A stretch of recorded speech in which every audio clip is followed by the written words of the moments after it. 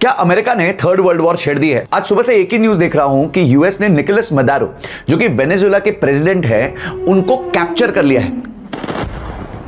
जी हां, एक proper operation किया और कैप्चर किया।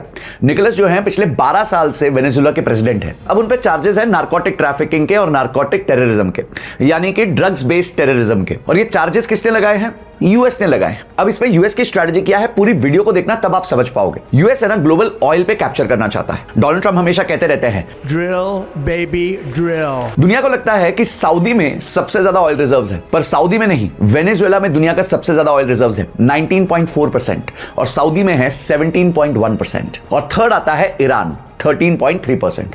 ईरान में आप देख रहे हैं कि बहुत टाइम से अमेरिका रिजीम चेंज करने की कोशिश कर रहा है। सऊदी के साथ उनकी बहुत अच्छी दोस्ती है। सऊदी अरामको जो कंपनी है, उसमें जो अरामको वर्ड है उसका फुल फॉर्म क्या है?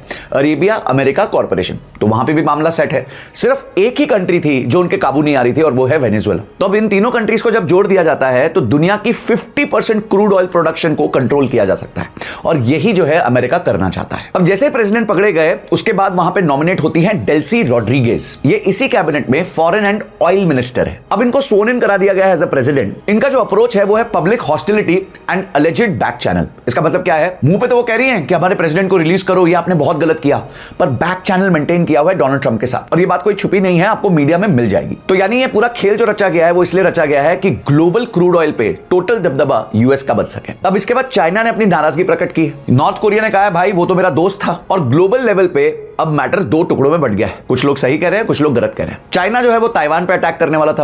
हो सकता है उसको जस्टिफिकेशन मिल जाए कि भाई अमेरिका तू कर सकता तो मैं भी कर सकता हूं। अगर इतना ब्रूट यूज ऑफ पावर करके कोई देश दूसरे देश के प्रेसिडेंट को उठा ले तो ये ग्लोबली एक राइट एग्जांपल सेट नहीं करता। अब इन्वेस्टमेंट कॉन्टेक्स्ट में देखें तो गोल्ड थोड़ा सा मार्जिनली ऊपर था, सिल्वर ऊपर था, बिटकॉइन बहुत ऊपर चला गया, करीबन 2 से 3% ऊपर चला गया, पर क्रूड ऑयल में कोई प्रकार का चेंज नहीं आया क्योंकि वेनेजुएला का प्रोडक्शन में बहुत बड़ा शेयर है। उन पे सैंक्शंस लगे हुए हैं, इसलिए एक्सपोर्ट में या टोटल ग्लोबल क्रूड ऑयल जो आज सप्लाई होता है उसमें सिर्फ उनका 0.5% का हिस्सा है। तो गाइस ये जियोपॉलिटिकली एक बहुत मेजर शिफ्ट आया है। ऑयल के पीछे इतने पागल हो गए हैं ट्रंप कि वो सारी कंट्रीज जिनमें ऑयल हो सकता है उसको कैप्चर करना चाहते हैं ताकि सबसे ज्यादा ऑयल उनके पास कंट्रोल में आ जाए। और इस सब का असर देखने मिलेगा आपको बहुत जल्द मार्केट्स पे।